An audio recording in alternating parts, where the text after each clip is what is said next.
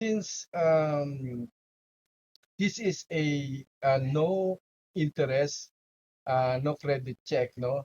Mas maganda na pumili kayo na naaayon sa budget nyo, no? Pwede naman kayong the more yung the more na malaki yung inyong down payment, of course, magiging maliit ang inyong weekly or bi-weekly payment. Kaya nga na nasabi ko kanina, ang program nito is maximum of 26 weeks or in total of 6 months, no?